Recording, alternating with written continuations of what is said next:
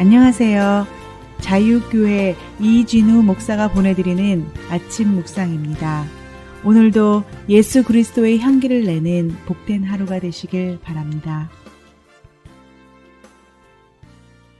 11월 19일 화요일 아침 묵상입니다. 오늘은 환난을 통해 얻는 유익이라는 제목으로 로마서 5장 3절로 4절 말씀 계속해서 묵상합니다. 그뿐만 아니라 우리는 환난을 자랑합니다.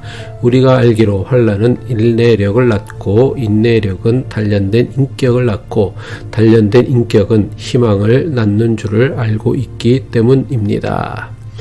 예수 그리스도의 복음이라는 기쁜 소식을 전하는 바울은 가는 곳마다 온갖 종류의 박해와 고난을 겪어야만 했습니다. 바울은 고린도 교회에 보내는 편지에서 자신이 겪어야 했던 박해와 고난을 자세하게 설명하고 있습니다. 고린도 후서 11장 23절 후반부부터 26절까지의 말씀입니다. 나는 수고도 더 많이 하고 감옥살이도 더 많이 하고 매도 더 많이 맞고 여러 번 죽을 뻔하였습니다. 유대 사람에게서 마흔에서 하나를 뺀 매를 맞은 것이 5번이요 채찍으로 맞은 것이 3번이요 돌로 맞은 것이 1번이요 파선을 당한 것이 3번이요 밤낮 꼬박 하루를 망망한 바다를 떠다녔습니다. 자주 여행하는 동안에는 강물의 위험과 강도의 위험과 동족의 위험과 이방 사람의 위험과 도시의 위험과 광야의 위험과 바다의 위험과 거짓 형제 자매의 위험을 당하였습니다. 하지만 바울은 로마 교회에 보내는 편지에서 자신이 겪어야 했던 이 모든 박해와 환난을 자랑한다고 합니다. 바울은 왜 자신이 겪은 박해와 환난을 자랑한다고 했습니까? 바울은 자신이 겪은 환난이 자신의 믿음과 인격을 무너뜨린 것이 아니라 오히려 자신의 믿음과 인격을 더욱 단단하게 만들어 주었기 때문입니다. 이것은 우리도 마찬가지입니다. 우리의 믿음을 단련하고 우리의 인격을 성숙하게 하는 것은 아무 고난도 역경도 없는 평탄함이 아닙니다. 고난도 역경도 없는 삶은 결코 우리를 성숙하게 만들거나 이전보다 더 나은 사람이 되게 하지 않습니다. 역설적이지만 사람은 고난과 역경을 통해서만 믿음이 단단해지고 다른 사람을 이해하고 품을 수 있는 성숙한 사람으로 자라갑니다. 우리 몸에 근육이 생기는 원리가 무엇입니까? 기본적으로 몸에 고통을 가하는 것입니다. 근육에 고통을 가하는 것으로 근력을 키우는 것입니다. 찢어질 듯한 고통을 통해서 근육이 활성화되고 근력이 생기는 것입니다.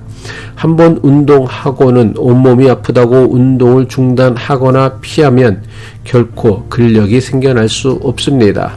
고통을 참고 견디어야 근육과 근력이 생기는 것입니다.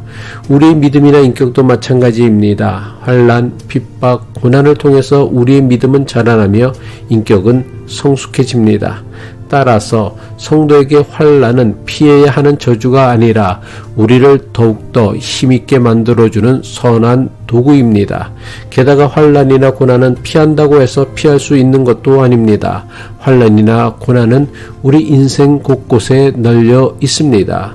피할 수 없다면 어떻게 해야 합니까? 환난이나 고난이 닥칠 때마다 도망쳐야 합니까?